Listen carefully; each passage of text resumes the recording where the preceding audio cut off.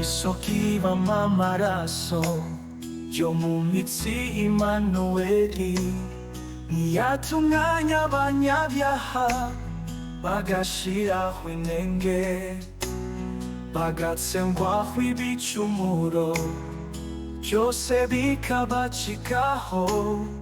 Ntiyatunganya abanyabyaha bagashiraho inenge.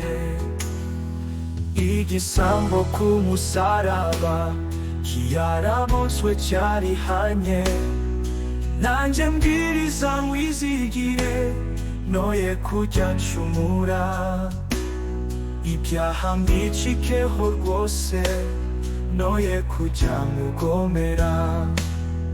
Nanjye mbwiriza mwizigire noye kujya ncumura, amaraso yawe atunganye ahorana imbaraga nyinshi, niyo wacunguje itorero yaritsembye n'ibyaha, yaganjije imbaraga yabyo byarabirokotse rwose.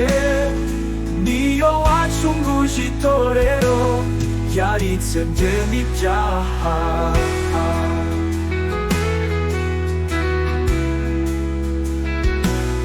Amaraso yawe atunganye ahorana imbaraga nyinshi, niyo wacunguje itorero yaritsembye n'ibyaha, byaganjije imbaraga yabyo byarabirokotse rwose.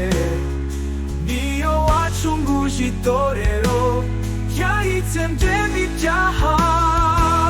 Mbere igihe menya isoko iva mu bikomere byawe, nogeza urwo rukundo rwawe, nzahora ngusingiza, nzahora ngusingiza iteka, nzajya ngusingiza iteka. Nogeza urwo rukundo rwawe, nzahora ngusingiza.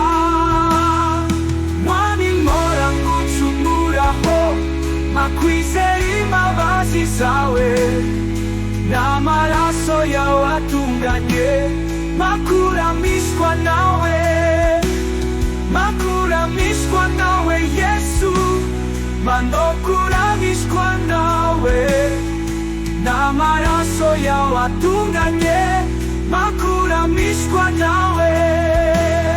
Hari indirimbo zera ntazi nzaziririmbira mu ijuru, naho ntabwo kururi nk'ubu uzarugobotora, uzarugobotora Yesu, ni wowe usangiza rwose,